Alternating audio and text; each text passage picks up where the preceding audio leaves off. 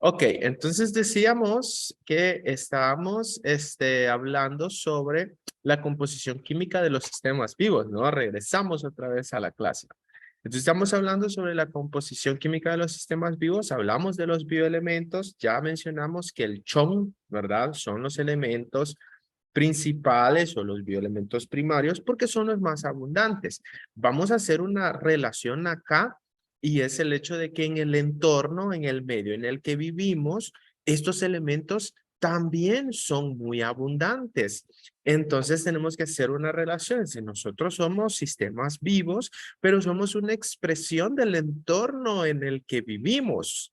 Esto significa que evidentemente nuestra composición química, aunque tenga un funcionamiento, aunque tengamos nosotros como humanos, ¿verdad? Tengamos entendimiento, razonamiento, pero nuestra composición química tiene que ser similar al entorno de donde de donde vivimos o al entorno de donde procedemos, ¿no? Que en este caso pues sería nuestro planeta. Si allá en el planeta B585 de la galaxia, no sé qué sé yo, se encontrara vida y la composición de ese planeta pues fuera aluminio y plomo y silicio, entonces muy probablemente la vida que surja ahí va a ser vida que tenga como elementos básicos pues los que acabo de mencionar, por poner un ejemplo. Esto para hacer una relación entre nosotros y en el entorno. Nosotros estamos ligados al entorno, aunque obviamente hemos hecho las diferencias entre materia viva y materia inerte. Y hemos dicho, estos componentes pues son componentes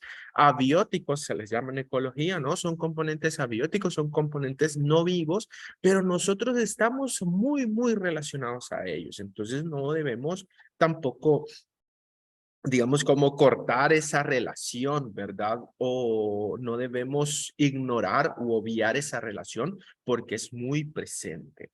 Nos dice Catherine, no tengo grupo. Al final hablamos un poquito sobre eso, porfa, así que no se vayan a ir de la clase para los que todavía no tienen equipo de trabajo. Ok, bien. También hablamos sobre las biomoléculas orgánicas e inorgánicas, ¿recuerdan? E hicimos la diferencia entre biomoléculas orgánicas y biomoléculas inorgánicas, tomando en cuenta que lo fundamental es que una molécula esté formada por un esqueleto de carbono. Señalamos que en las orgánicas encontramos al carbono como elemento base, mientras en las inorgánicas no encontramos al carbono como elemento base. La raíz de la palabra orgánico es algo vivo, ¿no? Es decir, un compuesto orgánico es un compuesto que se encuentra en un sistema vivo. De ahí que nosotros podamos establecer la asociación que los componentes, las moléculas que conforman a los sistemas vivos van a ser en su mayoría moléculas orgánicas, ¿verdad? Hablamos de las 4 grandes familias de biomoléculas inorgánicas o macromoléculas orgánicas, que son los carbohidratos, los lípidos, los ácidos nucleicos y las proteínas. Hablamos que hay biomoléculas orgánicas importantes para los sistemas vivos, como puede ser el agua, inorgánicas, ¿verdad? Como puede ser el agua, como pueden ser las sales minerales, como pueden ser los gases. Son importantes, tienen funciones, pero no las vamos a encontrar con muchos, bueno, el agua sí, pero a excepción del agua, las demás no las vamos a encontrar en mucha concentración, nos vamos a encontrar participando en tantos procesos biológicos como lo van a hacer los carbohidratos, las proteínas, los lípidos y los ácidos nucleicos. Ahora, nuevamente hacemos, como vimos en los bioelementos, hacemos la puntualización de que el hecho de que sean o no sean muy abundantes no significa que sean unas más importantes que otras. A veces decimos de manera general, esta molécula es muy importante porque se encuentra en gran abundancia, ¿no? Pero con eso no se pretende restarle importancia a todas las demás. No sé si me estoy dando a explicar correctamente. El asunto es que hay moléculas que se encuentran en proporciones muy pequeñas, pero que son esenciales, son fundamentales para el funcionamiento de un organismo. Bueno, ustedes lo más o menos estudiaron o lo leyeron algo sobre eso y lo compartieron en el foro de evaluación formativa que hicimos el día de ayer. Tal vez no como biomoléculas, pero sí como bioelementos. Y me ponían ahí, vi algunos aportes, tuve chance de calificar algunos antes de irme ayer y veía que algunos ponían, bueno, que un elemento cuando no se encuentra en la proporción correcta, pues produce una serie de malfunciones en la fisiología o en la bioquímica del organismo. Y esas malfunciones pues tienden a ser graves, ¿no? En algunos casos. Bueno, en clase hablábamos sobre ¿cómo se llama? La anemia, ¿no? Como un ejemplo de deficiencia de hierro. Decíamos, el hierro pues no es tan abundante ahí. Entonces nosotros decimos, pues sí está un poquito, pues no importa tanto. Pues sí importa, importa mucho. Lo mismo pasa con las biomoléculas. Ok, eso fue lo que hablamos ayer. Ahora íbamos a hablar eh, vamos a hablar sobre las biomoléculas orgánicas, sobre los 4 grupos grandes de biomoléculas orgánicas. Entonces empecemos con los carbohidratos. ¿Qué tenemos que hablar sobre los carbohidratos? Bueno, mencionamos ayer cuando hicimos el diagnóstico, mencionamos que la función principal de los carbohidratos es la de ser fuentes energéticas. Vamos a hacer una diferenciación acá porque no es lo mismo decir, algunos me pusieron, los carbohidratos sirven como reserva energética. Entonces, no es lo mismo decir una fuente energética y una reserva energética. ¿Cuál es la diferencia? Bueno, la diferencia está en que una molécula que se utiliza como fuente energética es un combustible. Es una molécula que sirve de sustrato para una enzima y esta enzima se va a encargar, no es solo una, son muchas enzimas, se van a encargar de oxidarlas, de metabolizarlas para poder obtener energía a partir de esa serie o secuencia de reacciones. Los organismos vivos hacen sus reacciones metabólicas en lo que nosotros conocemos como rutas. Es decir, toman, por ejemplo, la glucosa, que sería el carbohidrato fuente energético más abundante o fuente energética más abundante, pues toman a la glucosa y la empiezan a hacer reaccionar. No es que la glucosa, no sé si han visto o vieron quizás la respiración aeróbica, por ejemplo, en bachillerato, y les ponían una reacción, una ecuación química de la respiración aeróbica. Decía glucosa produce ATP y produce CO2, ¿verdad?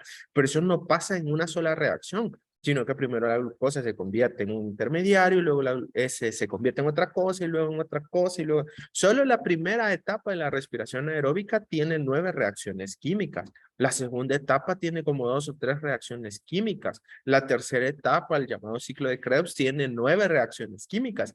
Entonces, es decir, que la molécula de glucosa sufre un montón de transformaciones, una serie de transformaciones para poder obtener la energía necesaria. Energía que se obtiene en forma, como nos comentó Rodrigo ahí en el chat, ¿no? En forma de ATP, de trifosfato de adenosina o adenosin trifosfato, que es lo mismo, ¿no? Entonces, así es como se obtiene la energía. Una fuente energética es el sustrato que se utiliza para poder hacer esa serie de reacciones y obtener, en este caso, ATP. Entonces, la función principal de los carbohidratos es esa, la de ser combustibles energéticos. Son los principales porque los carbohidratos tienen algunas propiedades importantes, como por ejemplo son solubles en agua y el medio intracelular es acuoso. Entonces, para las enzimas es muy sencillo, es muy sencillo, entre comillas, es muy rápido, ocurre a una gran velocidad esas reacciones, entonces fácilmente una célula puede tomar glucosa y obtener ATP de forma rápida. De hecho, incluso las células han desarrollado vías alternas para obtener ATP con muchísimo mayor velocidad que un proceso, digamos, más complejo. Es decir, lo que quiero decir con esto es que hay 2 vías para tomar a la glucosa y convertirla en ATP. Uno produce menos energía, pero es más rápido. Otro produce más energía, es un poquito más lento, requiere oxígeno, pero tenemos esas vías alternas, es decir, que la célula en cualquier momento puede obtener energía. No sé si les ha pasado, ¿no? Que cuando iban a educación física, por ejemplo, hacían educación física, espero que salgan de sus casas a correr o algo así, o van al gimnasio, les pasa, por ejemplo, que hacen su rutina o hacen algún ejercicio, ¿verdad? Y ahí todo chill, ¿va? Se cansan, va, todo bien, pero el problema viene al siguiente día cuando ustedes se quieren levantar, ¿va? Y se han hecho brazos, por ejemplo, entonces ustedes mueven así los brazos y sienten que les duele, ¿va? El alma, ¿va? El dolor que se genera o el dolor generado es producto de la acumulación o se genera a partir de la acumulación de uno de los productos de una vía metabólica de la oxidación de la glucosa. Nuestras células pueden hacer respiración aeróbica con la glucosa y pueden hacer fermentación. La fermentación es un proceso mucho más sencillo y mucho más rápido.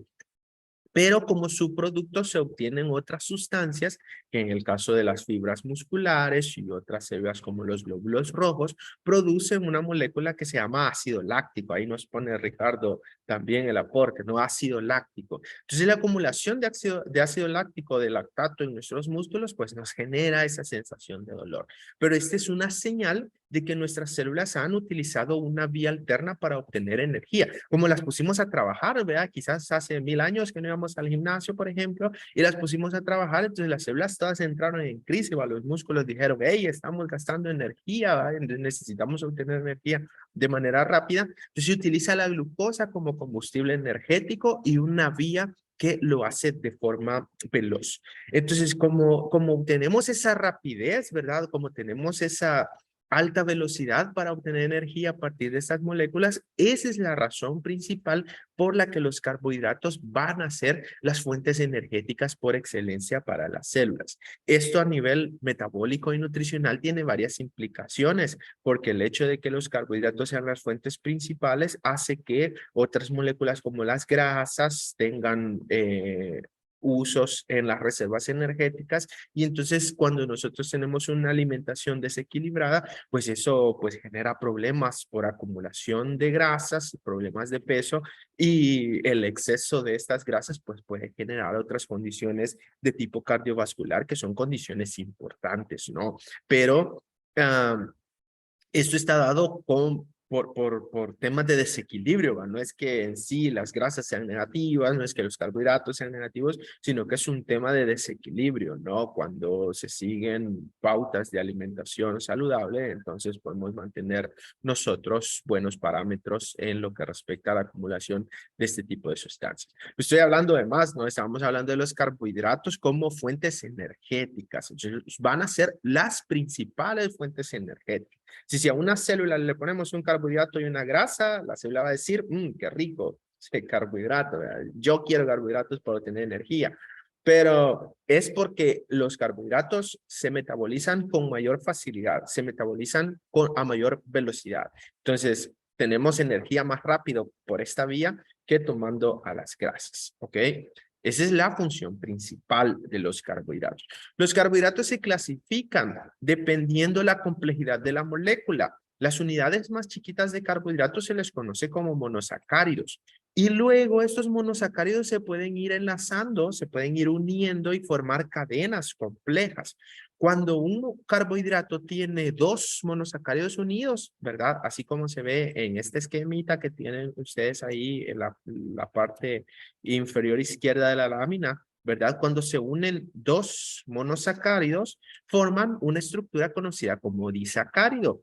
Los disacáridos, pues, son muy importantes a nivel nutricional, ¿verdad? Bueno, ya vamos a ver, creo yo, algunos ejemplos. Y luego, cuando más cadenas, monosacáridos o más unidades simples se van enlazando, pues pueden formar cadenas complejas que nosotros conocemos como oligosacáridos o conocemos como polisacáridos. Los polisacáridos van a ser complejos muy grandes. Dice ahí por definición que un polisacárido está conformado por 10 unidades o más, 10 unidades en adelante, es decir, tomamos 10 glucosas, ¿verdad? Y las unimos en una sola cadena y entonces ya tenemos la estructura, una cadena de 10. Eso es un polisacárido. Pero como la función principal de los polisacáridos en los sistemas vivos es la de reserva energética y la estructural, entonces nos vamos a encontrar que la mayoría de polisacáridos en las células son polisacáridos que tienen muchísimas unidades, que tienen 100, 200, 300, 400, 1000 unidades de carbohidratos unidos en cadenas, en algunos casos lineales y en otros casos ramificadas, ¿verdad? La celulosa, por ejemplo, que es donde se fabrica el papel y que es un componente principal en las paredes celulares, es un polisacárido. El almidón, por ejemplo, que es un polisacárido de reserva energética, bueno, acabo de decir, es un polisacárido también. Eso es como ejemplos de este tipo de sustancias.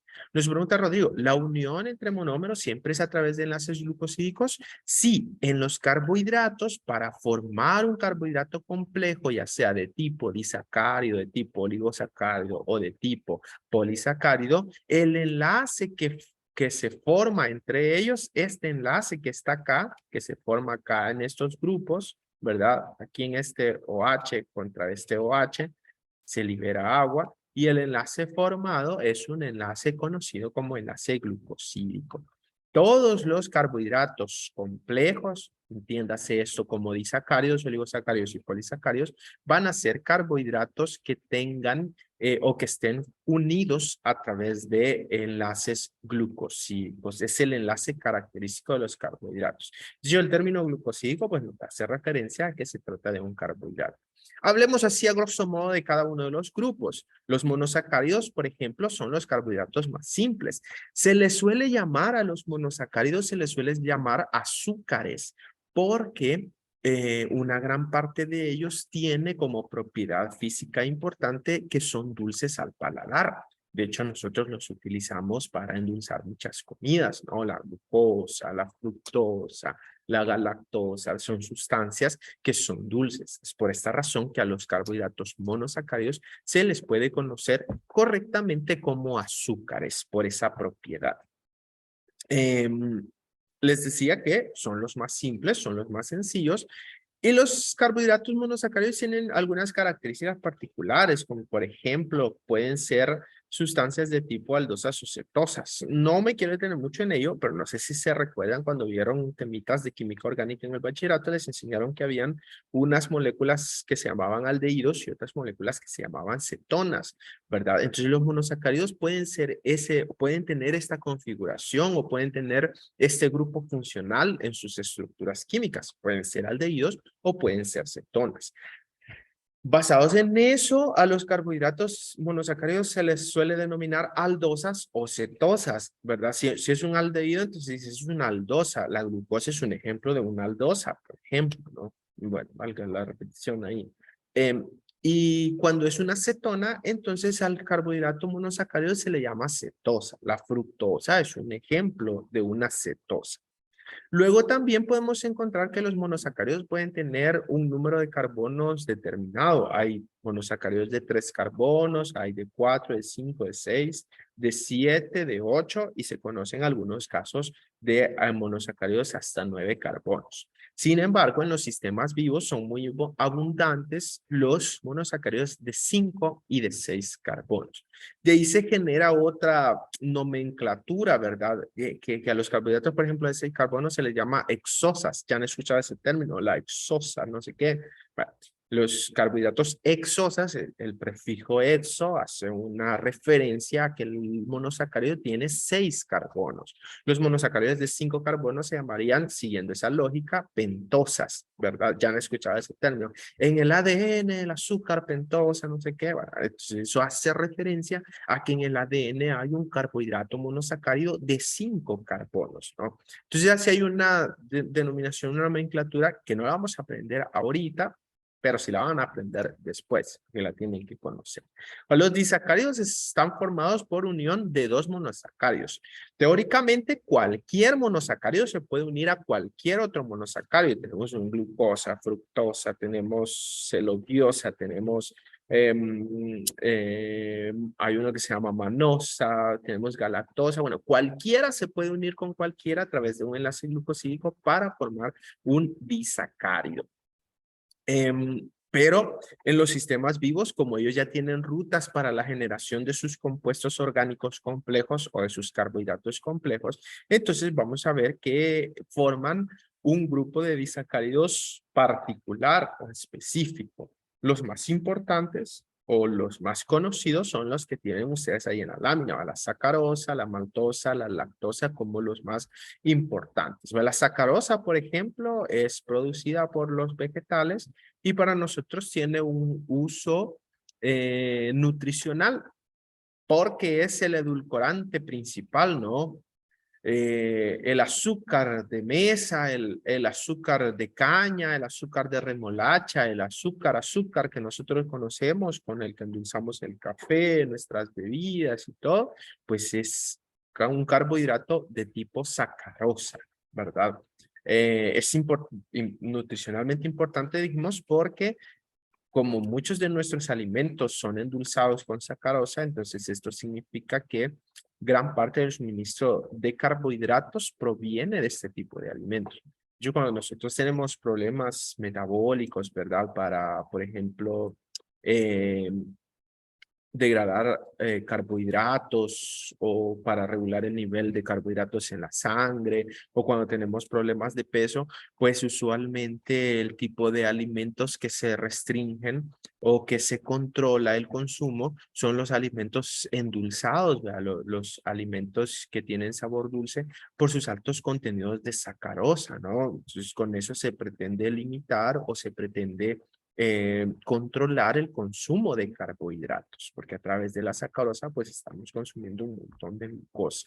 Entonces la sacarosa está conformada por una molécula de glucosa y una de fructosa unidas, ese es el disacárido. También está la maltosa, que la maltosa, esta es glucosa más glucosa y esta la encontramos en los vegetales cuando se degrada el almidón.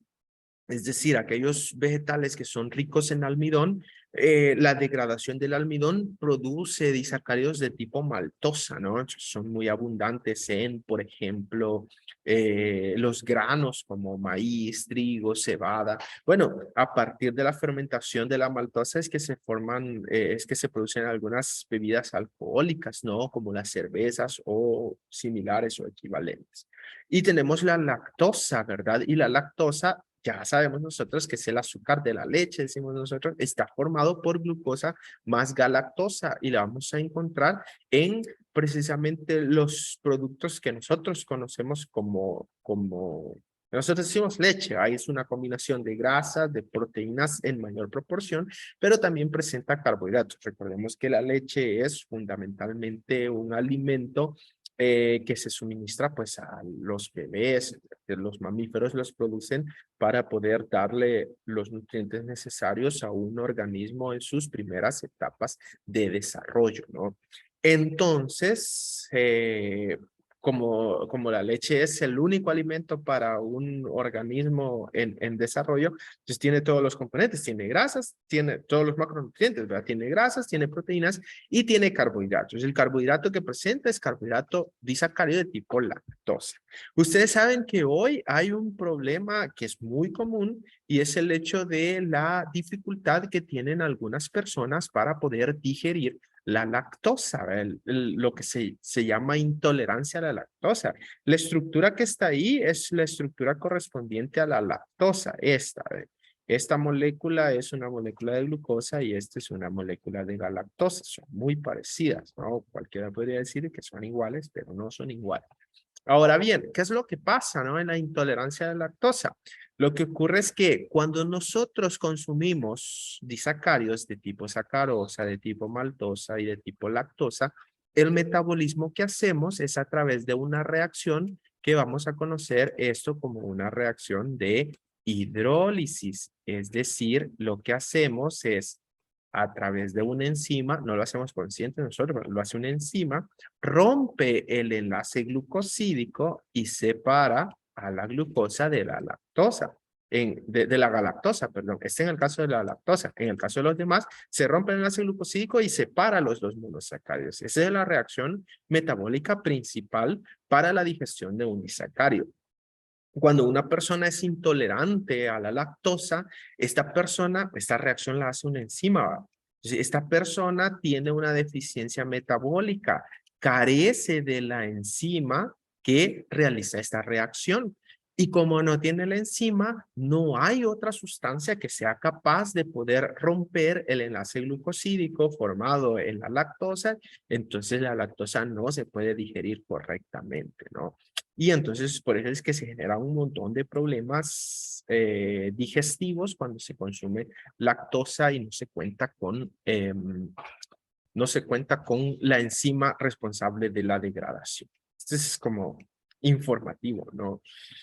Vamos a ver, nos dice Jocelyn, ¿qué hace la glucosa en el cuerpo humano? Bueno, lo que acabamos de mencionar es la principal fuente energética. La glucosa se utiliza para poder obtener energía. Nosotros consumimos carbohidratos y nuestro cuerpecito, los carbohidratos se hidrolizan y se empieza a repartir glucosa a todas las células porque todas las células van a agarrar glucosa y obtener ATP. Todas las células requieren un suministro constante de carbohidratos de tipo glucosa o equivalentes para poder obtener su propia energía.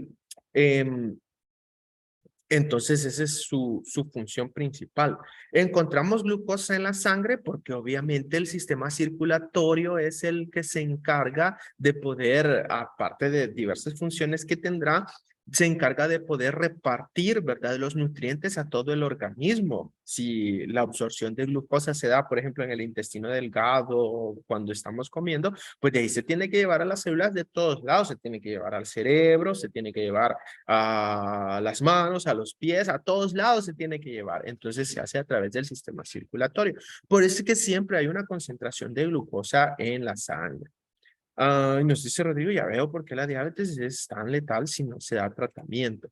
Y el tema es que es una condición que produce una serie de restricciones, ¿no? Dependiendo de, digamos así, de la gravedad del asunto, pues a veces se puede controlar con únicamente alimentación, ¿verdad? Regulando el tipo de nutrientes que se consumen y a veces se requiere pues otros elementos extra, fármacos u otros tratamientos para poder mantener el equilibrio metabólico en el organismo. Ahí vamos otra vez al tema que veíamos ayer el lunes, perdón, de la homeostasis, ¿verdad? El organismo tiene mecanismos para autorregularse, en este caso la regulación de los niveles de glucosa en la sangre, pero cuando esos mecanismos fallan, pues hay que hacer algo porque el desequilibrio va a generar un montón de problemas.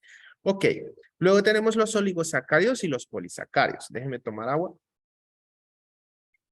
porque mucho hablo. Los oligosacáridos y los polisacáridos. Los oligosacáridos son cadenas de 3 a 9 monosacáridos. Cadenitas más o menos largas. Estos son muy abundantes en las membranas de las células. Tienen funciones de señalizadores celulares, de reconocimiento. Cuando hay una cosa que viene de afuera de la célula, al llegar y topar con la membrana, con lo primero que topa, lo primero que toca son esas terminaciones, esos oligosacáridos ¿cómo se llama? Que se salen, diciéndolo así en términos sencillos, se salen de la membrana plasmática. Entonces, en muchos casos tienen esa función de ser señalizadores. Tocan, ¿verdad? Ayer hablamos, me parece ayer, de receptores celulares, ¿no? Entonces, tocan a las sustancias que vienen del exterior y entonces envían una señal a la membrana plasmática a decirles, este es amigo, ¿verdad? Así que pase, o este es enemigo, ¿verdad? Que no pase. Por poner un ejemplo, por decirlo en términos sencillos, son procesos bastante complejos, ¿no? Que vamos a ir viendo conforme vayamos desarrollando cursos de biología, de fisiología, de farmacología, entre otros. Y los polisacáridos son, ya lo mencioné, cadenas muy largas y que tienen importancia en un caso nutricional, como puede ser el almidón, como puede ser el glucógeno, y en otro caso tienen importancia estructural, como puede ser la celulosa, que la encontramos en las paredes celulares de los vegetales, o puede ser la quitina, que la encontramos en las paredes celulares de hongos, o las encontramos en los exoesqueletos de artrópodos y otros organismos, ¿no? En nuestro cuerpo, en nuestro sistema, hay unos polisacáridos que se conocen como mucopolisacáridos, que son importantes, ¿no? Por ejemplo, en los ligamentos, para la hidratación de articulaciones, entre otros ejemplos, ¿no?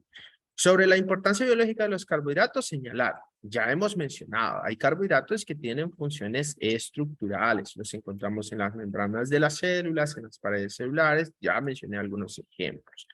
Los carbohidratos también tienen importancia nutricional, ya vimos que son uno de los macronutrientes, son componentes importantes de la dieta.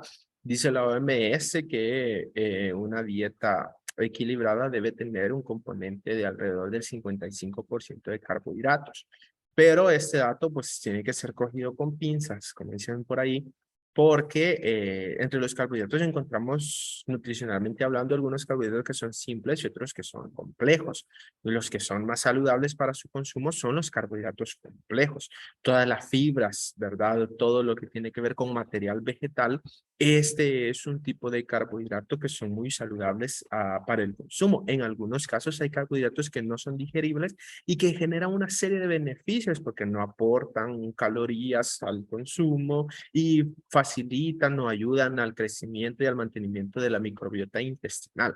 En este caso, los carbohidratos complejos, ¿verdad? Las fibras que le llaman, vegetales, etcétera, etcétera. Y los carbohidratos simples, pues estos sí no son muy recomendados, ¿verdad? Todo lo que tenga que ver con alimentos dulces, ¿verdad? Los alimentos almidonados, las harinas almidonadas, estas sí se tienen que limitar porque el aporte calórico que hacen es muy grande, ¿no? Sin embargo, los carbohidratos siguen siendo uno de los principales macronutrientes y tienen importancia nutricional. La función energética también es importante para los carbohidratos. Y ahí les regalo un dato, miren. ¿Cuánta energía nos aportan los carbohidratos? 4 kilocalorías por gramo. Kilocalorías, eso significa que un gramito de carbohidratos nos aporta a nosotros, a nuestros sistemas, 4,000 calorías. Ahora, este término de las calorías está bastante maltratado de forma popular, ¿no?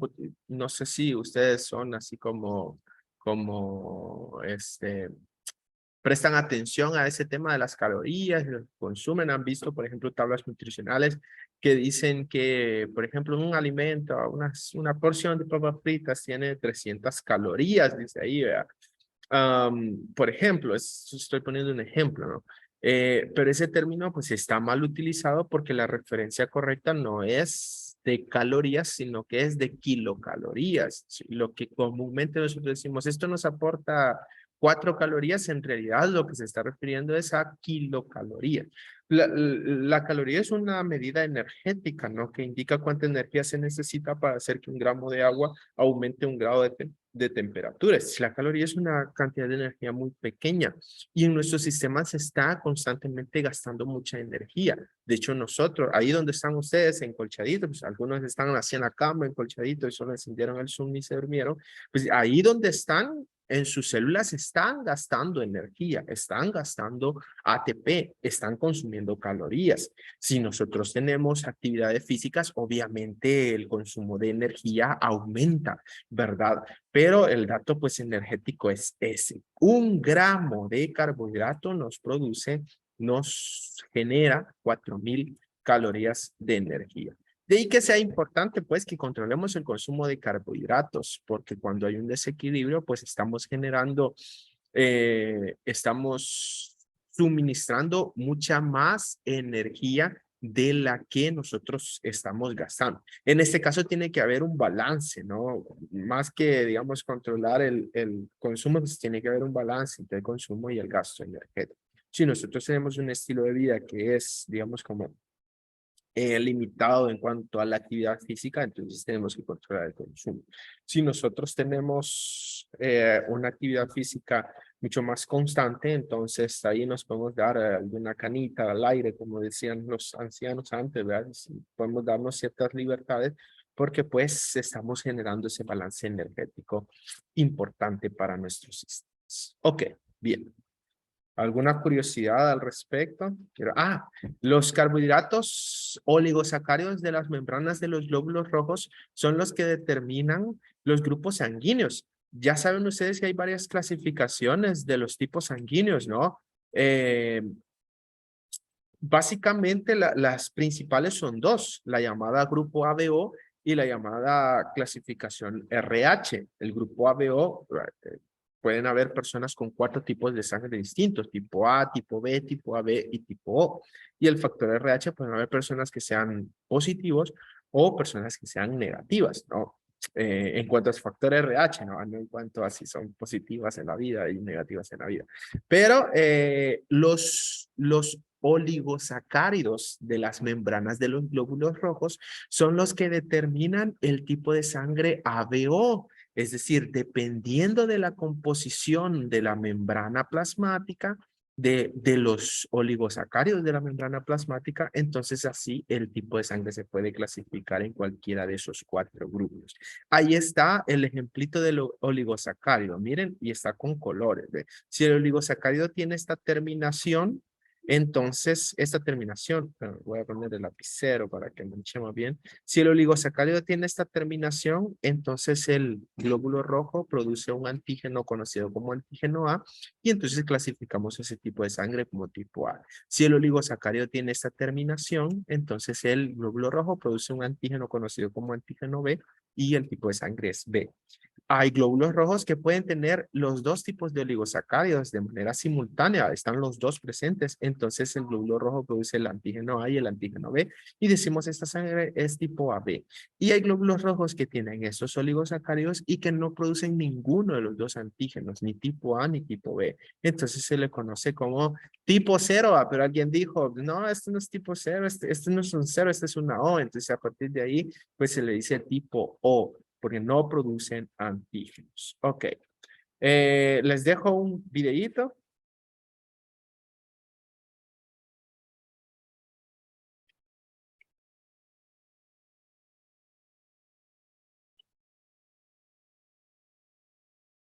No se escucha, fíjese. Ok, permítame. ¿No se escuchan? Vamos a hacer algo. Creo que yo no compartí sonido.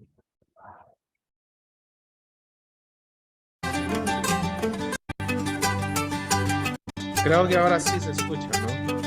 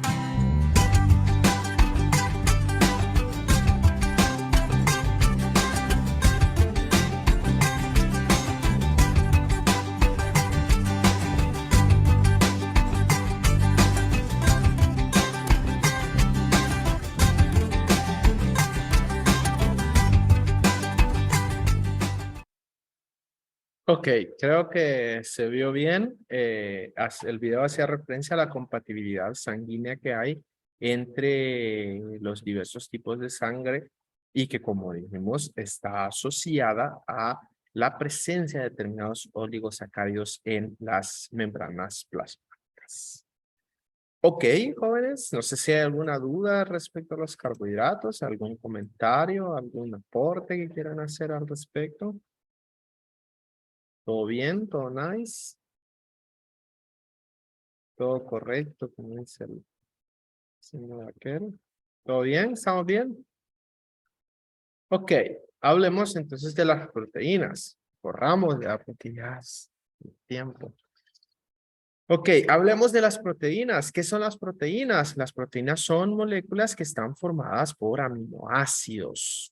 Son polímeros de aminoácidos. Cuando ustedes escuchen el término polímero, un polímero es una cadena formada por eslabones o formada por unidades simples. A estas unidades simples les podemos llamar monómeros. Es un polímero, cuando decimos que las proteínas son polímeros de aminoácidos, nos referimos a que las proteínas son cadenitas formadas por uniones de aminoácidos encadenados.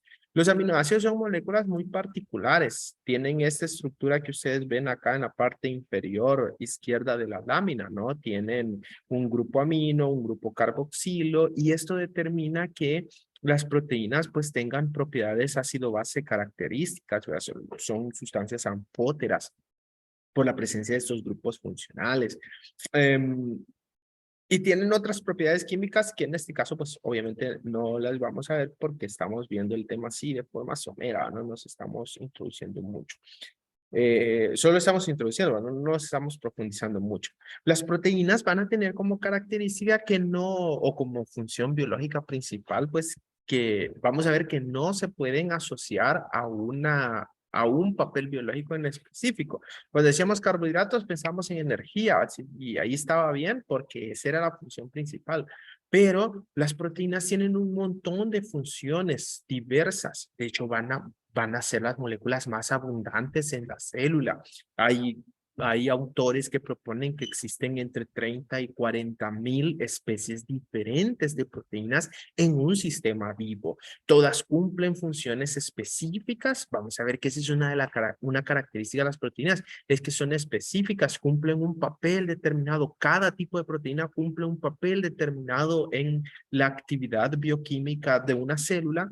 Y por eso es que vamos a decir que las proteínas son instrumentos moleculares, porque son los responsables de la ejecución y del control de todas las actividades en un ser vivo.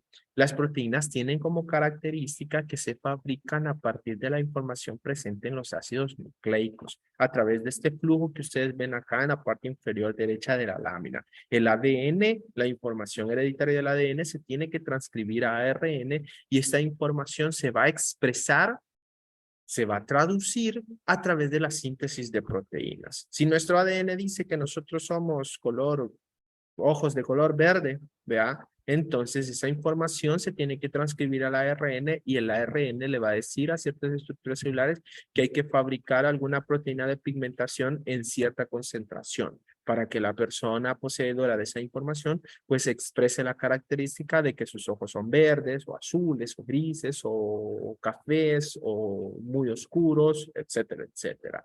Si el ADN dice que nosotros podemos degradar a la lactosa, somos intolerantes a la lactosa o no somos intolerantes a la lactosa, bueno, esa información se tiene que transcribir al ARN y el ARN le va a decir a una parte de la célula que fabrique una proteína enzima, que la fabrique o que no la fabrique. Entonces, si la fabricamos, nosotros consumimos productos que tengan lactosa y todo bien, y si no la fabricamos, pues nosotros comemos algo que tiene lactosa y pues, nos sentimos mal, estamos embotados. Entonces esa información proviene del ADN. Así es como se fabrican y se controla el funcionamiento de las proteínas. Otro dato muy importante es que las proteínas todas son fabricadas en la célula. El 100% de las proteínas con actividad biológica son fabricadas, son montadas, son biosintetizadas dentro de la célula. Nosotros comemos proteínas y son nutrientes muy importantes, pero nosotros las comemos y esas proteínas que comemos no tienen actividad biológica como proteínas. Nosotros no las ocupamos como una proteína como tal, sino que nuestro organismo lo que va a hacer es hidrolizar esa proteína, obtener los aminoácidos individuales y a partir de esos aminoácidos va a fabricar las propias proteínas de nuestro organismo, las que vamos a utilizar. Entonces, detalle importante, el 100%, sin excepciones, el 100% de las proteínas tienen que fabricarse dentro de la célula. Pero esto es porque esa información, como lo acabamos de señalar, proviene a partir del ADN. No sé si Rodrigo se fabrica en el aparato de Golgi.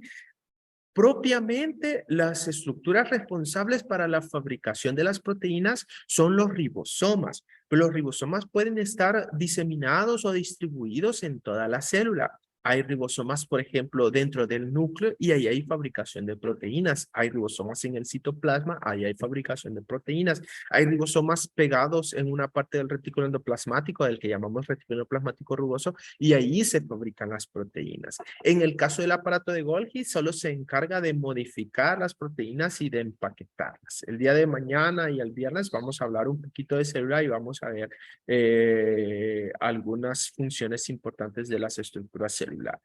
Y fíjense en este otro dato importante, las proteínas no son fuentes energéticas. Las proteínas no nos proveen energía, nuestro cuerpo no las utiliza o los sistemas vivos no las utilizan para obtener energía. Esto solo ocurre de forma excepcional.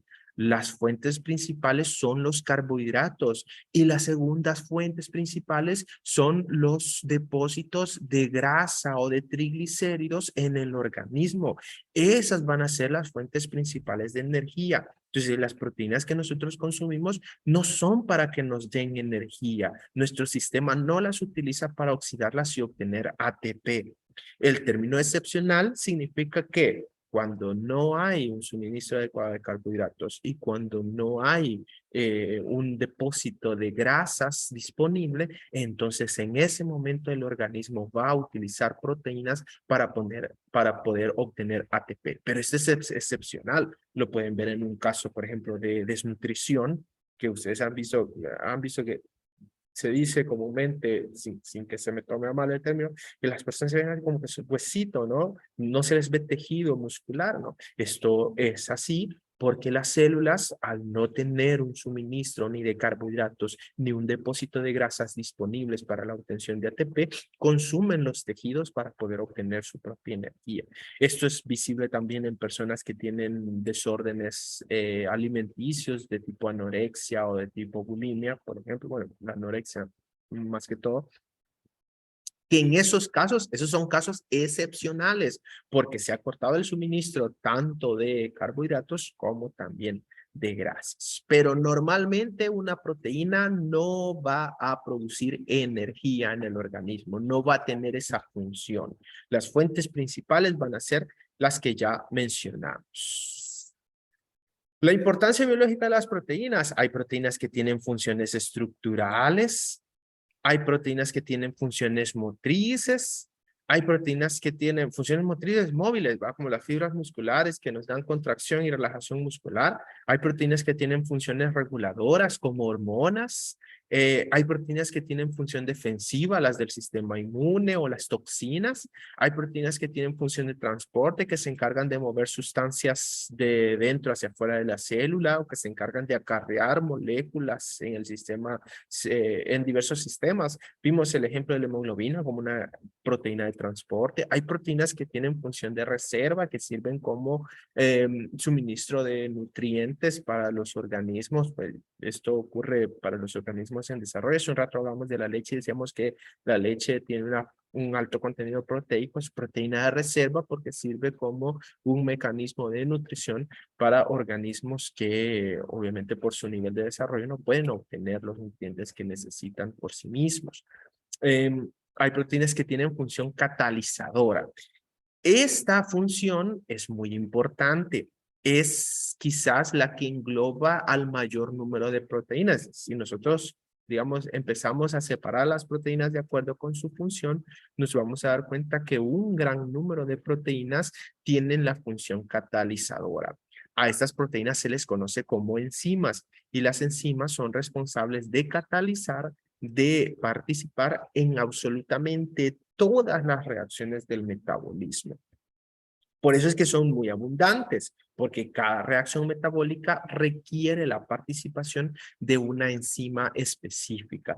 Las enzimas tienen esa particularidad que son específicas. Hace un rato veíamos el ejemplo de la intolerancia a la lactosa y decíamos, las personas intolerantes a la lactosa pues no pueden degradar la lactosa porque no tienen la enzima responsable de esto. Y como las enzimas son específicas, aunque haya otras enzimas que puedan hacer papeles parecidos a los que hace a la hidrólisis de un compuesto disacárido, pues ninguna enzima podría sustituir el papel que hace la lactasa. Ese es el nombre de la enzima específica.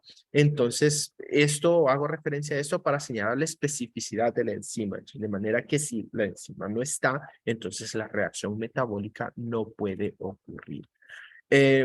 Y también tenemos que mencionar que las enzimas son moléculas muy eficientes, muy eficientes. Vamos a ver, tengo aquí algunos mensajes. No sé si Rodrigo, ¿podría haber perjuicios severos en el código genético al entrar en un proceso catabólico? Bueno, el catabolismo en general es degradación de sustancias complejas para obtener energía y obtener moléculas simples. Es un proceso de digestión. Nosotros comemos y agarramos los nutrientes, los degradamos y obtenemos energía a partir de ellos. Eso es un proceso catabólico.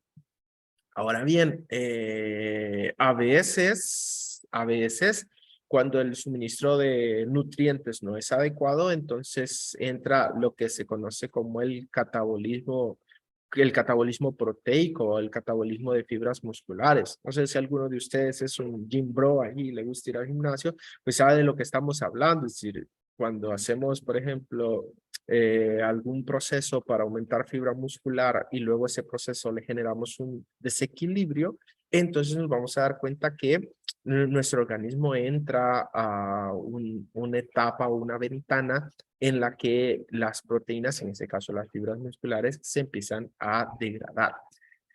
Entonces, pero ese perjuicio vendría para el tejido en sí, no para el código genético. El código genético no se modifica en este caso, ¿verdad? No se modifica. Así que perjuicio severo por un proceso al código genético, por un proceso catabólico, pues tendríamos que decir que no, el código genético se modifica por acción de otros agentes. Cuando veamos ácidos nucleicos, creo que vamos a mencionar a algunos de ellos. Ok.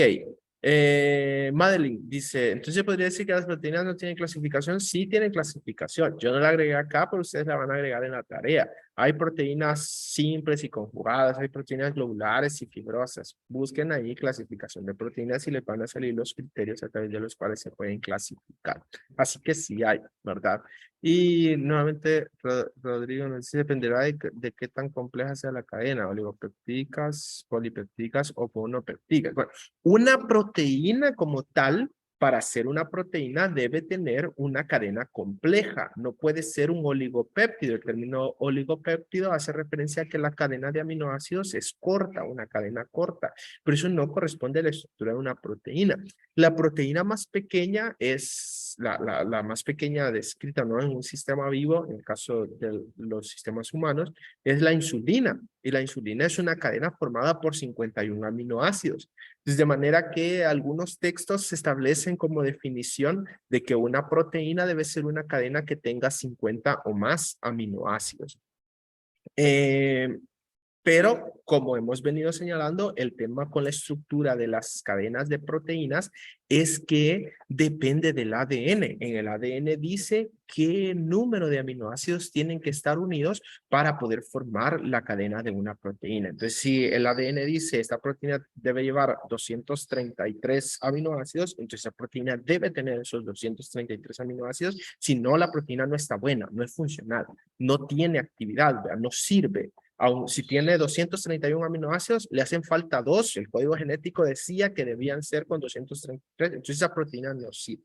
Entonces al final ese es el tema con las proteínas, ¿verdad? Que la cadena de aminoácidos va a depender de la información que está presente en el ADN. Eso es, digamos, como, por eso es que no podemos establecer así, las proteínas tienen un número específico de aminoácidos porque depende de la información que diga el ADN que debe llevar cada proteína. Bueno, no lo mencionamos, pero las proteínas pues tienen esa particularidad y es que la estructura química es muy importante. Hay proteínas que deben tener cadenas específicas en cuanto al orden de los aminoácidos que llevan. Los aminoácidos proteicos deben tener una secuencia determinada. Y si hay una modificación y cambiamos el orden, aunque sea de un aminoácido, los movimos del lugar, entonces eso incide en la estructura de la proteína, en los arreglos complejos de la proteína, y eso hace que la proteína pierda funcionalidad. ¿Ven lo que dice ahí? La función biológica de una proteína depende de su estructura química. Un leve cambio en la estructura de la proteína la vuelve inservible, la vuelve incapaz de desarrollar su actividad biológica. Son moléculas muy delicadas y por eso es que es importante para un organismo mantener la homeostasis en cuanto a su acidez, en cuanto a la temperatura, porque el pH y la temperatura son agentes que pueden provocar cambios en la estructura de una proteína. Entonces, cuando hay una modificación en el pH, por ejemplo, hay proteínas que se desarreglan y cuando se desarreglan, pues su actividad biológica se pierde o se limita. El proceso por el cual se desarregla una proteína a partir de un agente externo es un proceso conocido como desnaturalización, ¿verdad?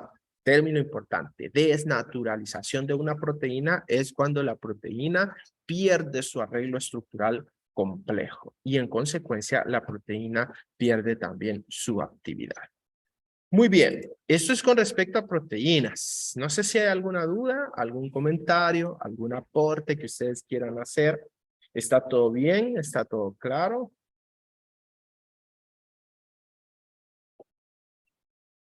¿No se entendió nada? ¿Ya se durmieron?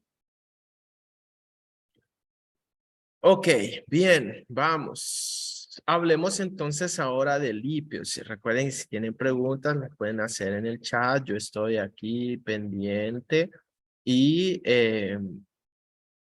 o pueden levantar la mano y hacer a través del micrófono, no tengan pena. Bueno, aquí hay una, nos dice Dana, ¿el desarrollo de una proteína puede causar alguna enfermedad? Dependiendo de qué proteína es la que se ve afectada. Digamos que, por ejemplo, se ve afectada una proteína que participa en, por ejemplo, un proceso vital.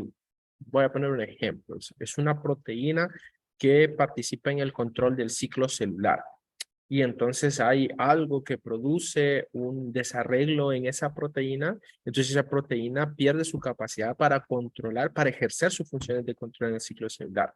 ¿Qué va a pasar en consecuencia? Pues que el ciclo celular se descontrola. Entonces, ¿qué es eso? Eso puede ser el origen de un cáncer, por ejemplo. Entonces, dependiendo de cuál es la función proteica, entonces sí puede dar origen a una enfermedad. La hemoglobina, hace un rato veíamos y decíamos, cuando no hay hierro suficiente, entonces la hemoglobina se forma, pero no se forma completa. Entonces, ¿cuál es la consecuencia? Que la hemoglobina pierde su actividad biológica, no puede transportar oxígeno. ¿Cuál es la consecuencia? Que nosotros tenemos problemas para poder obtener nuestra energía porque el oxígeno es un elemento vital en el proceso de respiración aeróbica. Entonces hay una enfermedad. Luego habrá una proteína, una enzima, ¿verdad? Por ejemplo, la enzima, la lactasa que hemos mencionado. ¿Qué es lo que pasa? ¿Verdad? Se desarregla la proteína, nosotros perdemos la capacidad para metabolizar la lactosa, y es una condición. No sé si se puede hacer una diferencia entre enfermedad y condición, ¿verdad? Pero yo diría que alguien que tiene o que padece intolerancia a la lactosa, más allá de las molestias que puede ser andar buscando alimentos que tengan contenidos limitados o que no tengan lactosa o restringir el salir a comer en algún lugar, por ejemplo, en un restaurante o algo así, pues más allá de eso es una condición pues no insignificante, pero a comparación de las otras que mencioné, pues no es tanto, no es para tanto, ¿no? Obviamente sí genera molestias y sí hay una malfunción metabólica, claramente, ¿verdad? Pero entonces depende de la proteína para determinar qué proceso biológico, qué ruta metabólica, qué proceso en general es el que se ve afectado, ¿no? En ciertos casos hay proteínas que se pueden desarreglar y el organismo se encarga, como son proteínas vitales, el organismo se encarga de fabricar nuevas, ¿verdad? Y hay procesos pues que el organismo no es capaz de reemplazar las proteínas dañadas por proteínas que estén buenas, digámoslo así. Ok, nos dice Rodrigo, la síntesis de proteínas procedentes de la traducción de ARN en estructuras víricas es perjudicial.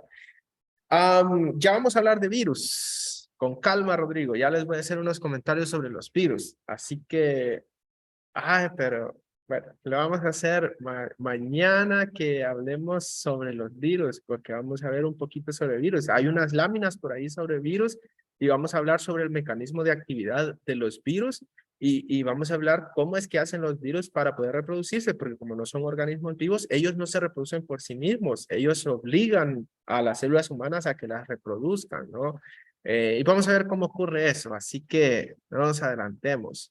Entonces, si Jocelyn, la leche es lactosada, no tiene nada de lactosa, pues ese es el proceso industrial, ¿verdad? Eliminar carbohidratos de tipo lactosa de esa leche para que las personas intolerantes a la lactosa pues puedan consumir leche sin que les genere problemas digestivos.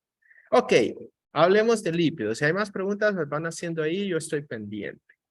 Bien, hablemos de los lípidos. Los lípidos son moléculas importantes también. De los 4 grupos, grandes grupos de biomoléculas son así como las más heterogéneas. Utilizamos ese término porque no se pueden clasificar o categorizar bajo una sola agrupación. Es decir, conocemos distintos tipos de lípidos, pero no podemos decir que ellos comparten esta estructura química o tienen estas similitudes. Como vimos en los carbohidratos, que los carbohidratos todos estaban formados por monosacáridos, y si tenían 2 monosacáridos eran disacáridos, si tenían 3, 9, 10, así llamábamos a la cadena. O como vimos en las proteínas, que eran polímeros de aminoácidos. Los lípidos no tienen esas similitudes. Hay unos lípidos que son lípidos y que tienen estas estructuras, ¿verdad?, químicas características. Y luego tenemos otra familia de lípidos que tiene otra estructura diferente que nada que ver con la anterior, no tienen similitud, pero son lípidos.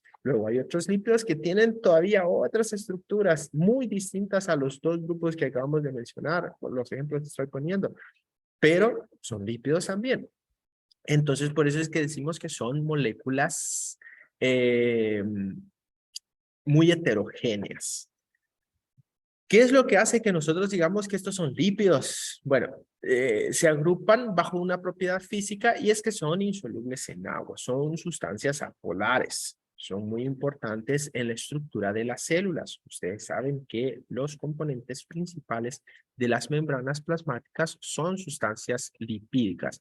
Recuerden que a las membranas plasmáticas ustedes les llamaban, o nosotros les llamamos bicapas lipídicas, ¿verdad? Porque están formadas de lípidos y son importantes porque el medio de la célula, el medio intracelular es acuoso, hay agua y sustancias disueltas en el agua, y el medio extracelular es acuoso, hay agua y sustancias disueltas afuera de la célula, ¿no? Entonces, ¿qué pasaría si la membrana plasmática fuera acuosa? Pues pasaría que la célula no podría distinguir cuál es el medio interno y cuál es el medio externo. Entonces, cuando la célula se metiera al medio extracelular, se deshiciera y muriera la célula porque obviamente pues ya no habría membrana plasmática que controle cuáles son los límites de la célula. Entonces, las membranas plasmáticas tienen que ser apolares, tienen que ser sustancias que no se disuelvan en agua. Y por eso es que son importantes los lípidos en su función estructural. Son los que determinan los límites de las células, ¿verdad? ¿Dónde empieza la célula? ¿Dónde termina la célula? Los lípidos también tienen función energética. Ya hablamos un poco acerca de las reservas energéticas y les conté que los triglicéridos son las reservas energéticas principales. Ya en una lámina les voy a contar por qué son las reservas energéticas principales. Y hay lípidos que tienen funciones dinámicas, tienen funciones de control, tienen funciones reguladoras. Hay un grupo de lípidos que se conocen como esteroides, que muchos de ellos tienen funciones hormonales en el organismo, controlan una serie de procesos, ¿no? Entonces podemos decir que los lípidos tienen función dinámica bajo esa premisa. Nos dice, mira, en lo estructural pueden ser los fosfolípidos y el colesterol. Bueno, en las membranas plasmáticas vamos a encontrar con una gran proporción o en una gran proporción a los fosfolípidos. Esos son los componentes principales de las membranas plasmáticas. Y encontramos también colesterol. El colesterol tiene función estructural bajo esa, digamos, bajo esa característica que forman parte de la membrana plasmática, pero también vamos a ver que el colesterol tiene otras actividades biológicas que ya vamos a mencionar por ahí. Ok, con respecto a los lípidos, podemos mencionar que hay un grupo de lípidos conocidos como triglicéridos. Estos triglicéridos, se forman por uniones de ácidos grasos con una estructura conocida como glicerol. Cuando hay 3 ácidos grasos unidos a la estructura del glicerol, entonces decimos que esa sustancia es un triglicérido. Y esta es la forma en que el organismo, los sistemas vivos, almacenan y transportan ácidos grasos. Los triglicéridos o los glicéridos en general son conocidos también como grasas y son importantes reservas energéticas. Con respecto a los ácidos grasos, mencionar que hay ácidos grasos que se pueden clasificar como ácidos grasos saturados y como ácidos grasos insaturados. La clasificación esta depende de la presencia de dobles enlaces. Ven un doble enlace acá entre carbono-carbono, entonces eso determina que el ácido graso sea ácido graso insaturado. Ven acá en el saturado que solamente hay enlaces sencillos entre los carbonos. Esto es muy importante a nivel metabólico.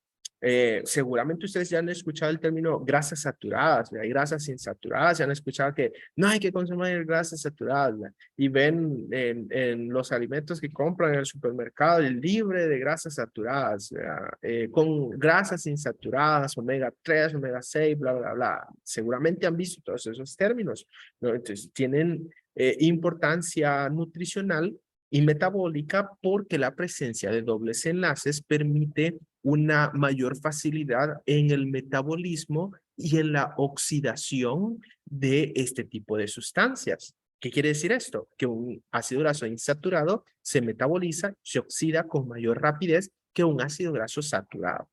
De ahí que nosotros podamos decir que es más saludable el consumo de ácidos grasos insaturados, perdón, es más saludable el consumo de ácidos grasos insaturados porque estos se van a metabolizar con mayor facilidad.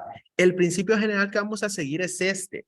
Es como los lípidos son insolubles en agua. Cuando una sustancia, cuando un lípido está en exceso o un lípido no se metaboliza con rapidez, entonces ese lípido va a permanecer en el tejido sanguíneo. Y cuando ese lípido permanece en el tejido sanguíneo en alta concentración y durante mucho tiempo, entonces ese lípido tiende a pegarse en las paredes de las venas y arterias y cuando se pega, pues va a generar evidentemente taponamientos que van a limitar la circulación de la sangre. Y eso puede provocar una serie de condiciones muy importantes. Entonces, ¿qué es lo que necesitamos? Necesitamos consumir lípidos que sean de fácil movilización, que se movilicen más rápido. Entonces, de ahí viene el principio en el cual podemos decir que los ácidos grasos insaturados son más saludables para el consumo que los ácidos grasos saturados. Nos dice Jocelyn, ¿qué significa cuando alguien dice que está mal de los triglicéridos? Bueno, lo que estábamos hablando, que el nivel de triglicéridos es muy alto. Y como es muy alto, entonces las células responsables de almacenar los triglicéridos dicen, ya no, ya estamos llenos, y entonces los triglicéridos tienden a permanecer en la sangre. Hay una alta concentración de triglicéridos en la sangre y puede ocurrir lo que mencionamos, y es que se formen taponamientos en las venas y arterias, pues con muchos problemas asociados a eso. Les decía que les iba a hablar de la reserva energética con respecto a los triglicéridos. Mire, los triglicéridos son importantes como reserva energética, son las reservas energéticas por excelencia, porque son sustancias insolubles en agua. Entonces, como son insolubles en agua, es mucho más fácil almacenarlos, ¿no? El organismo pues tiene un pensamiento, bueno, no pensamiento, sino que tiene como una memoria metabólica pues primitiva. Cuando ustedes le dan de comer mucho, mucho, mucho, mucho, le están diciendo al organismo, hey bro, viene el invierno con todo, ¿eh? Entonces hay que guardar energía porque el invierno pues, va a estar yuca y no vamos a tener comida. Entonces, ¿qué dice el organismo? Bueno, hay energía en exceso, entonces hay que almacenarla y empieza a crear moléculas que no se puedan quemar con facilidad. Entonces, sintetiza, ¿verdad? Fabrica estos triglicéridos y los empieza a almacenar en los diversos depósitos, en las diversas células que están dispuestas para ello, ¿no? Entonces, como son insolubles en agua, pues nosotros, como mantenemos un determinado nivel de consumo energético, pues estamos consumiendo las moléculas que son mucho más fáciles de metabolizar. Y los triglicéridos, como tienen esa propiedad, requieren mucho más trabajo para ser oxidados, entonces estos van permaneciendo por ahí. Esa es la razón por la que sean las principales reservas energéticas, son por excelencia, porque se van a almacenar y van a permanecer ahí almacenadas. Solamente cuando el caso sea extremo, entonces nuestras células van a ir a esos depósitos de grasa para poder oxidarlas y obtener energía. Esto tiene o sea, nosotros ahora lo vemos de forma negativa porque pues hace que comiendo un poco desordenadito, pues ya nos ponemos cachetoncitos y gorditos y todo eso, pero esto pues tiene un origen podemos decirlo así, un origen evolutivo que pues, es importante, que permitió la supervivencia de muchos organismos, ¿no? Y que aún en el entorno salvaje, pues permite la supervivencia de muchos organismos. No sé si ven así documentales de animalitos y eso, cosas así, que hay animalitos que comen un montón porque el invierno se encierran, ¿ve? Y ahí las reservas de grasa les sirven para mantenerse vivos durante esa etapa crítica, pues y ya posteriormente pueden continuar con sus actividades. Nos dice Diego, y las personas que no aumentan de peso por más que coman. Hay varios elementos, ¿verdad? Primero es que el metabolismo basal, es decir, el ritmo metabólico que hay en cada individuo, varía de persona en persona. Hay personas que lo hacen con mayor rapidez y hay personas que lo hacen con mayor lentitud.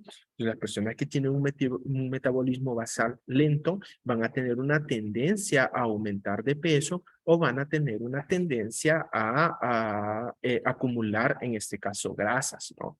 Entonces, por eso suceden esas cosas. Y luego también hay que revisar, porque a veces, pues pasa que existen también dentro del organismo otros organismos, ¿no? Algunos parásitos que también están consumiendo recursos, están consumiendo energía, y pues nosotros decimos que tengo un metabolismo rápido y la tenia solitaria ahí que está abajo dice, ay, me dijo metabolismo rápido, ya tengo nombre, o algo así, que eso pasa también, ¿no? Entonces, digamos que son varios factores, ¿verdad? No es solo así como que la gente dice, pues este es metabolismo rápido, este es metabolismo lento, pero no es así. Luego hay que ver también el ritmo energético de cada uno, el balance energético de cada uno, cuál es la composición de los alimentos que están consumiendo, cuál es la actividad física que cada persona desarrolla, porque nuevamente no todos vamos a seguir o vamos a seguir bajo los mismos parámetros, ¿no? Yo tengo, por ejemplo, un ritmo de alimentación y esta se puede ceñir a mis actividades físicas. ¿Qué hago? Pues yo aquí en mi trabajo, por ejemplo, pues paso mucho tiempo sentado. Entonces, pero luego cuando salgo, que voy a jugar, practico un deporte, que hago gimnasio, que hago esto, que hago lo otro. Entonces, todas esas cosas, eso lo hago yo, por ejemplo. No digo que es así, estoy poniendo un ejemplo. Y otra persona, pues, está sentadito en su casa, pasa acostado cuánto tiempo y luego solo se sienta en una silla y se pone a jugar videojuegos. Entonces, ahí hay digamos, como un ritmo de gasto energético que cada persona sigue de forma diferente. Entonces, eso es algo que se tiene que valorar también. Al final, desde una perspectiva nutricional, el equilibrio implica que nosotros tengamos un balance entre el gasto y el consumo de energía. Si nosotros queremos bajar de peso, tenemos que entrar en lo que se conoce como déficit calórico, es decir, que tenemos que hacer que nuestras actividades generen un gasto mayor de lo que nosotros estamos consumiendo. Y el déficit se puede lograr ya sea limitando los nutrientes que comemos y ya sea aumentando nuestra actividad física. Y así es como dice la gente, el metabolismo se acelera, ¿verdad? A través, pero lo que se hace es, lo que acaba de mencionar, para la pregunta de Fernando, lo que acaba de mencionar, ¿verdad? El metabolismo se acelera. Lo que hacemos nosotros es cambiar nuestro balance energético, cuánta comida ingresamos, cuántos nutrientes ingresamos y cuánto gasto energético hacemos. A mí también me da hambre, Marjorie. Pero pues yo digo, cuando hago ejercicio, digo, pues, que hago ejercicio es para no sentirme mal después de atracarme de comida. Ok, continuemos. Ah, un datito ahí. No se me escucha. Sí se me escucha. Ok, quizás algún problema de audio tienes, Ricardo. Les decía, un datito. ¿Se recuerdan cuánta energía producían los carbohidratos? ¿Se recuerdan? ¿No se acuerdan? ¿Se les olvidó? ¿Cuánto era? 4 kilocalorías por gramo. Miren cuánto producen los lípidos. 9 kilocalorías por gramo. Es decir, los lípidos son más ricos energéticamente hablando. La lógica nos diría, como son más ricos energéticamente hablando, pues las células deberían utilizar los lípidos, porque eso significaría que con menos masa se obtiene más energía, ¿no? Pero el tema es de la velocidad a la que se metabolizan, de que las sustancias sean solubles o insolubles en agua. Esto es lo que hace o lo que provoca que las células siempre prefieran a los carbohidratos como fuentes principales de energía. Cierto que los lípidos producen más energía, pero no son de rápida movilización. Imagínense en algún momento el organismo tiene un déficit. ¿Les ha pasado quizás cuando hacen ejercicio que se les baja la glucosa y sienten que se les apagan las luces y todo eso? Si dependiéramos de los lípidos, ¿cuánto tardaríamos en generar el suministro de ATP para el organismo? Pues podríamos comprometer algún proceso metabólico importante. En cambio, con la glucosa, pues se moviliza de manera rápida y, ¿verdad? Un dulcito, un agua azucarada y ya la persona rápido se restablece, ¿no? Rápido se restablece. Muy bien. Continuemos. Dice Rodrigo, a veces ocurre un efecto rebote. Entiendo yo que los efectos rebotes tienen también un componente psicológico, ¿no? A veces hay personas que no tienen disciplina, a veces hay personas que les cuesta manejar, digamos, como cierta normativa para su nutrición o para su gasto energético. A veces hay personas pues que sufren también de ansiedad y eso hace pues que se generen estos problemas, ¿no? Si nosotros pudiéramos, quitando ese elemento, cuadrar, ¿verdad? Un gasto energético, un consumo energético, entonces fácilmente podríamos determinar cómo podemos hacer para ganar peso, para bajar peso, para ganar masa muscular, para perder masa muscular, lo podríamos hacer fácilmente. Pero como está el componente ese de que pues nosotros tenemos por ahí condiciones que, bueno, es un tema complejo porque viene de cómo nos criaron, viene de un montón de cosas, ¿no? Entonces, y que vamos a ir a comer tal cosa y entonces a veces una comida desequilibra todo, ¿no? Entonces ahí es donde se pueden generar eso que se conoce como efectos rebotes. Para Jimena, ¿qué rayos es un ectomorfo?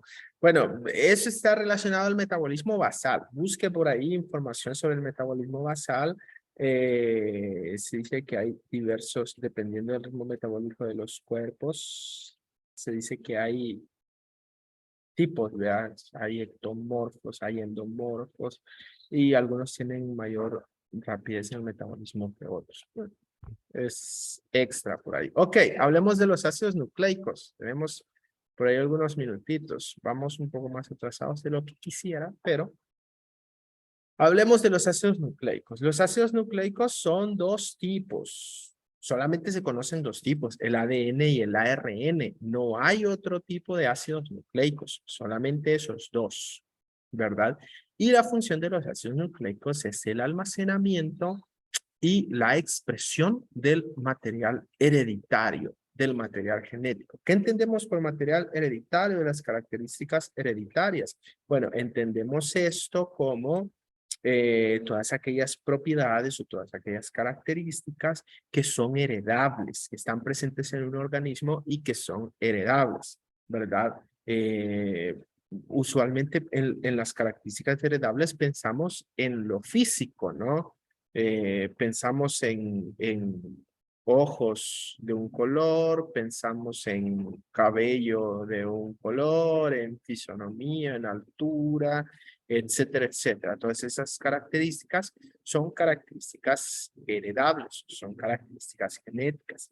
Pero las características heredables también incluyen todo lo que tiene que ver con nuestro metabolismo, con nuestras actividades biológicas, la síntesis de enzimas, cómo controlamos nuestros ciclos celulares, cómo metabolizamos la glucosa, cómo fabricamos proteínas, cómo fabricamos nuestros propios lípidos. Todas esas también son características que están presentes en nuestro ADN y en nuestro ARN. El ARN se obtiene a partir del ADN. y por ende son características, en este caso, heredables, que es como lo que estamos mencionando. De hecho, se habla también que algunos aspectos del comportamiento son heredables, aunque estos, pues, digamos que hay que ponerlo entre comillas, porque tiene que ver también con el medio, el entorno en el que un individuo se desarrolla, puede moldear estas características, ¿no? Y de esta manera, pues podemos decir que una persona pues puede desarrollar cierta habilidad, por ejemplo, eh, y esta habilidad viene desde su genética, pero pues las condiciones del medio le permitió desarrollarla de mejor o de peor manera, ¿no? Entonces, pero la genética tiene en este caso un poco que ver con este tipo de características. Ok, el que no es del todo cierto, Domingo.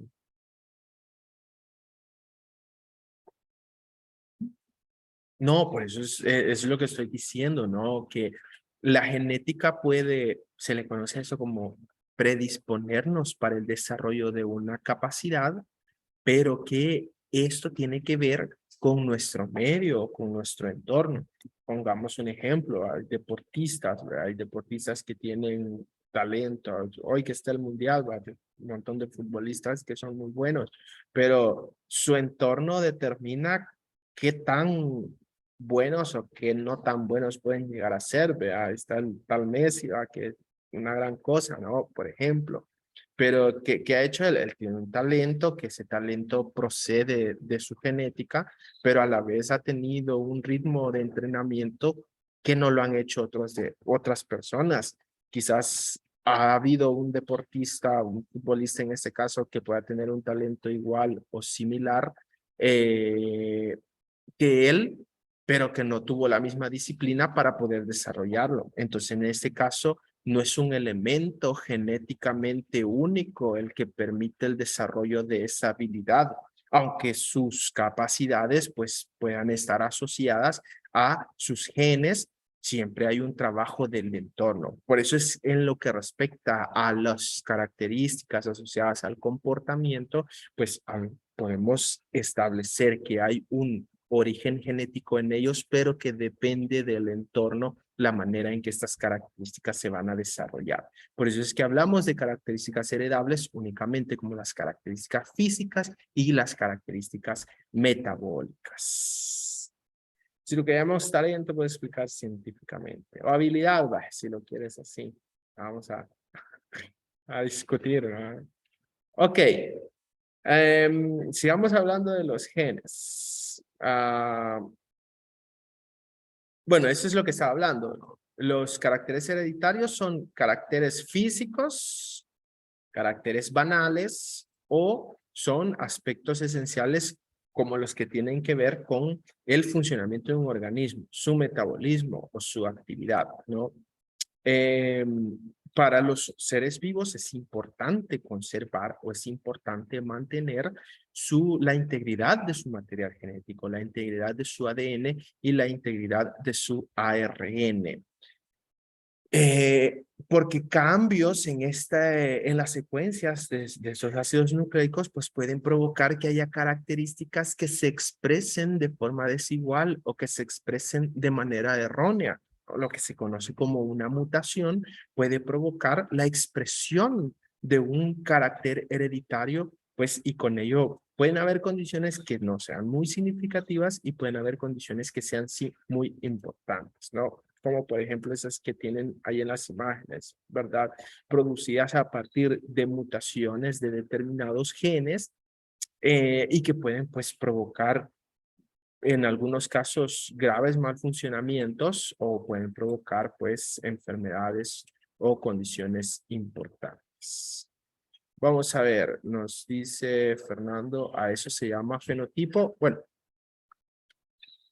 el fenotipo es la expresión de un gen o es la expresión de las características presentes en el genotipo. El genotipo es la información del ADN. El fenotipo es cómo se expresa ese ADN. Bueno, dice Rodrigo, es lo físico. Lo físico es una parte del fenotipo, ¿no? Que tienes cabello rizado, ese es el fenotipo, porque en el gen está esa información. Pero como mencionaba antes, el fenotipo son todas las características heredables. El metabolismo también es fenotipo porque así se está expresando la información presente en el ADN o en el ARN, la información presente en el genotipo. Entonces, si su ADN dice que ustedes pueden metabolizar determinada sustancia, entonces el fenotipo es cómo se va a expresar. Usualmente se hablaba antes de fenotipo como características observables, que esto es sí, pero no tanto, ¿verdad? Porque, por ejemplo, hay características que no son observables, pero que sí son la expresión de los genes. Sí, Rodrigo, depende de dos cosas, estructura cariotípica y configuración endocrina. ¿El qué depende? El fenotipo. Si nos referimos al fenotipo, no tanto, ¿verdad? La estructura cariotípica hay que señalar que no es lo mismo que el genotipo. Cuando hablamos de estructura cariotípica nos estamos refiriendo a la configuración de, por ejemplo, el material genético en estructuras conocidas como cromosomas. Cada especie tiene un número de cromosomas específicos, pero los cromosomas son ADN empaquetado. El fenotipo no depende propiamente de los cromosomas, porque los cromosomas son estructuras que solo son importantes para la reproducción celular. Cuando una célula se va a dividir, solamente ahí son importantes los cromosomas, porque esa es la forma en que las células dividen o reparten su material genético de manera equitativa.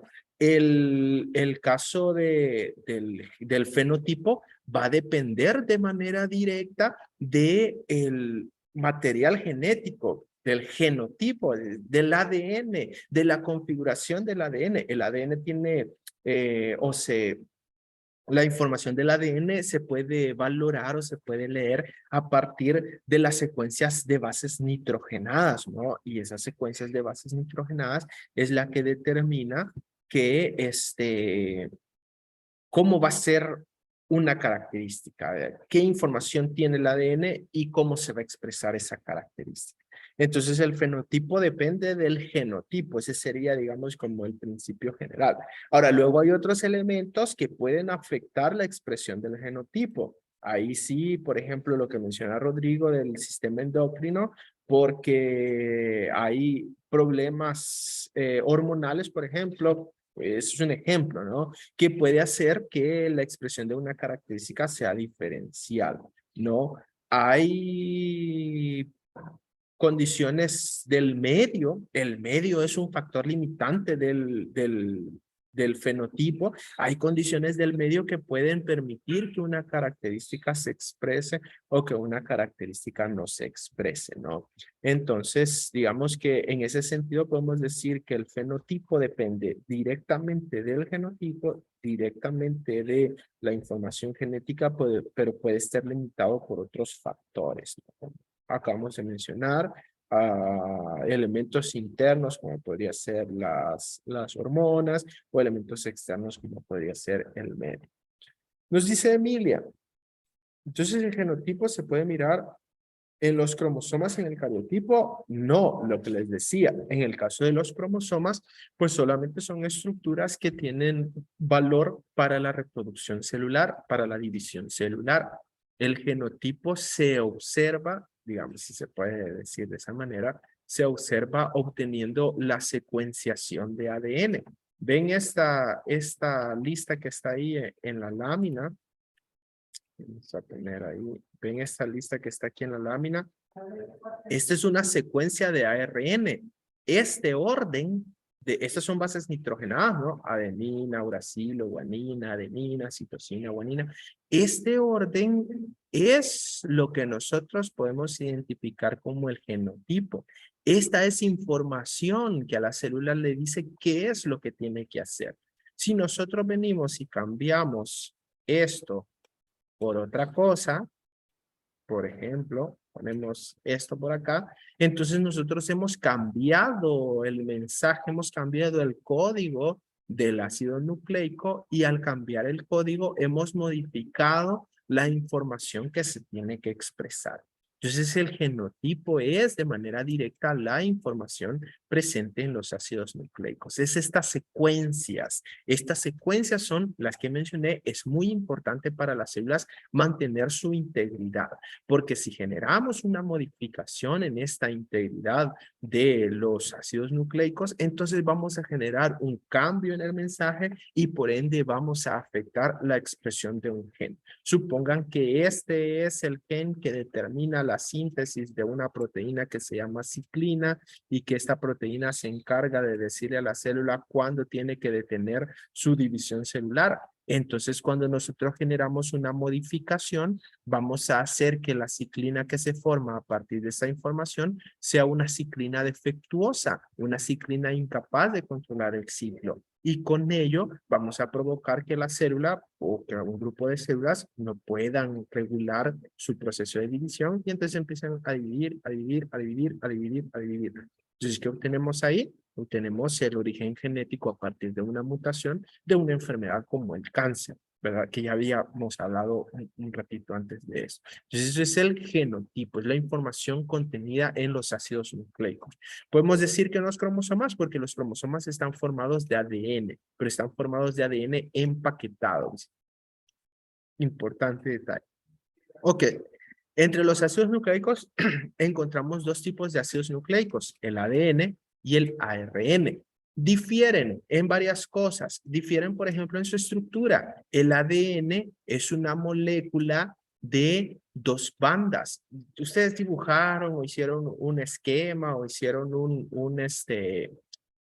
¿cómo se llama? Alguna maqueta sobre ADN, ¿no? Doble hélice. El ADN tiene dos bandas. El ARN solamente tiene una banda. Es una estructura lineal.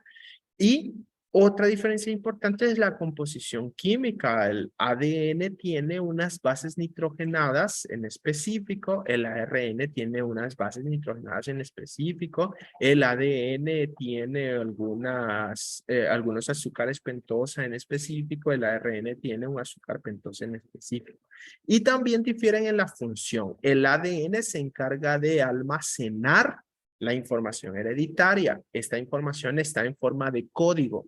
El ARN es la decodificación de esa información y el ARN va o envía un mensaje hacia estructuras celulares para que se puedan fabricar proteínas para la síntesis proteica. Esas serían, digamos, como así a grosso modo, las diferencias fundamentales entre ADN y ARN. El descubrimiento de la estructura del ADN fue el evento del siglo pasado. Esto ocurrió en 1953 y fue lo que dio origen a lo que nosotros conocemos ahora como biología celular y molecular, porque descubrir cómo se estructuraba el ADN permitió profundizar en el campo de conocimiento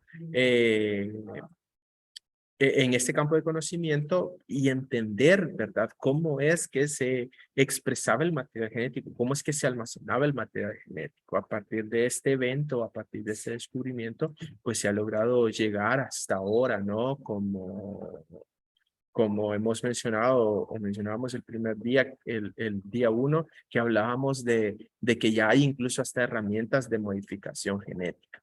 Hay una historia muy interesante respecto a quienes descubrieron la estructura del ADN. Se atribuye a estas dos personas, ¿no? A Watson y Crick como los descubridores principales de ADN. De hecho, ellos ganaron el premio Nobel, ¿no? En fisiología por su aporte a la ciencia.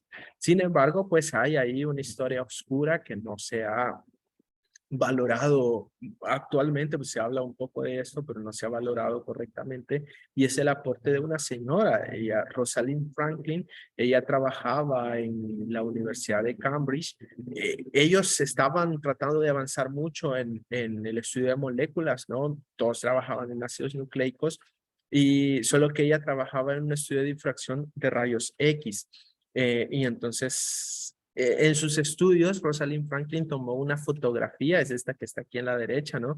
Tomó una fotografía de cómo el ADN podía, lo que hacía era, digamos, como rotar la radiación ¿verdad? Y esta fotografía fue clave para poder entender que la estructura del ADN era helicoidal. Watson y Crick no tenían idea de eso, ¿verdad? Watson y Crick, ellos estaban haciendo una estructura de ADN, pero pues no se les había alumbrado digamos, como esta configuración. Y hubo un señor llamado Maurice Wilkins que lo que hizo fue tomar a escondidas de Rosalind Franklin la fotografía y enseñárselas a Watson y Crick. Y Watson y Crick cuando vieron la fotografía dijeron, ahí está, el ADN es helicoidal. Son dos, ellos ya sabían que eran dos bandas, ya sabían que tenían bases nitrogenadas, azúcares y grupos fosfato, pero ellos no lograban hacer cómo la estructura del ADN fuera estable con esa composición. Y entonces esta fotografía fue la clave para ellos. Lastimosamente ellos no le dieron el crédito correspondiente a Rosalind Franklin. El premio Nobel lo ganaron mencionando a Maurice Wilkins, que fue el que les enseñó la fotografía, ¿verdad? Y dejaron de lado a Rosalind Franklin. Era un tiempo donde había también mucho machismo, ¿no? Incluso en las comunidades científicas. Y el premio Nobel nunca reconoció a Rosalind Franklin. De hecho, la Academia del Nobel dijo que ellos no dan premios póstumos. ¿Verdad? Rosalind Franklin murió como trabajaba con rayos X, pues murió de cáncer y nunca fue reconocida. Y la Academia del Nobel dijo, nosotros no damos premios póstumos, etcétera, etcétera. Ok, bien. Esto es sobre ácidos nucleicos. Tengo unos aportes por ahí. Nos dice... El genotipo, y Alexa nos dice, por la genética es posible que alguna enfermedad que tiene la madre lo puede tener el hijo. Depende. Cuando hablamos de condiciones genéticas, tenemos que valorar de qué forma se traducen o se transmiten o se heredan estas enfermedades. Hay enfermedades que se transmiten por lo que se conoce como herencia mendeliana. Cuando se heredan de esa manera, entonces nosotros podemos establecer un cuadro de probabilidades a través de un cruce sencillo para poder determinar cuánta probabilidad hay de que un hijo pueda tener una condición o una enfermedad que esté presente en una madre y en un padre. Pero esto es cuando conocemos que la enfermedad se hereda a través de esos mecanismos. Es decir, que sabemos que hay un gen defectuoso y que ese gen tiene características de ser dominante o de ser recesivo, o es un gen que está ligado al cromosoma X, o es un gen que no está ligado al cromosoma X. Si sabemos esa información, nosotros podemos determinar con certeza cuánta probabilidad hay de que un bebé pueda presentar una enfermedad. Nosotros no hacemos eso, pero en países más desarrollados, por ejemplo, hay consejería genética, hay familias que tienen sus árboles genealógicos muy bien delineados y han identificado aquellas condiciones que tienen un origen puramente genético. Cuando hay una enfermedad que está determinada por la presencia de un gen, entonces nosotros podemos seguir esa enfermedad y podemos decir cuánta probabilidad hay de que se herede o no. Pero esto es si la enfermedad está provocada por el gen específico. Es decir, si el gen está, la enfermedad está, y si el gen no está, la enfermedad no va a estar. Va. Ese es el punto. Pero luego hay otras enfermedades que pueden tener orígenes genéticos, pero que no la genética es el único elemento, el único factor a considerar. Lo que dice Rodrigo ahí más abajo, habla de predisposición genética. Hay enfermedades que pueden ser originadas a partir de problemas en los genes, pero que no necesariamente que estén esos genes presentes van a provocar la aparición de la enfermedad, sino que pueden ser por otras condiciones, ¿verdad? Puede ser que elementos del medio, hábitos, entre otras cosas, los que provoquen la aparición de esa enfermedad. Cuando eso ocurre, es imposible predecir o es imposible decir cuál es la probabilidad de que ésta se manifieste. Lo que se hace en esos casos es mantener un control periódico de la persona para estar monitoreando que la enfermedad pues aparezca o no aparezca. Eso es lo que se puede hacer, pero no se puede determinar con certeza cuál es la probabilidad de que la condición se manifieste en una descendencia. Entonces, lo que tenemos que saber es cómo se hereda la enfermedad. Si la enfermedad se hereda por alelos simples, entonces podemos determinar la probabilidad. Si la enfermedad se hereda por condiciones mucho más complejas, entonces no podemos determinar. Ok. Bien, para ver la probabilidad que se herede una característica, lo vamos a hacer, como dice Rodrigo, a través de cruces, dice Alexa, pregunto por qué ya hay 3 personas de la familia que padecen de la presión. Bueno, la hipertensión es una enfermedad que no es únicamente genética, ¿verdad? Entonces eso significa que hay condiciones extra que pueden producir la aparición de la condición. Si hay casos familiares de hipertensión, entonces lo que hay que hacer es mantener un control adecuado y tratar de mantener hábitos saludables en el consumo, hacer algún tipo de ejercicio, cosas así, mantenerse en control, mantenerse en monitoreo para poder ver si va a aparecer o no va a aparecer. Y luego, pues, es un tema ahí incontrolable, cruzar los dedos y que no aparezca, ¿verdad? Primero Dios. Eso es lo que se puede hacer en esos casos. No hay nada más, ¿no? Y de hecho, sin querer, digamos, como desilusionar, ¿verdad? Pero a veces hay personas que siguen hábitos muy saludables e igual siempre la enfermedad o la condición aparece, ¿no? Entonces, digamos que hay cosas bien complicadas. Pero, pues, bueno, eso es lo que podemos hacer ahí. Ok, con respecto a la evaluación de este día es igual a la de ayer, ¿no? Los grupos, la actividad grupal que estamos haciendo sobre biomoléculas orgánicas. No sé si hay alguna duda al respecto. ¿Hay alguna pregunta? ¿Hay algún comentario que quieran hacer? ¿Algo que quede pendiente? A ver si Catherine, los que no tenemos grupo. Vale.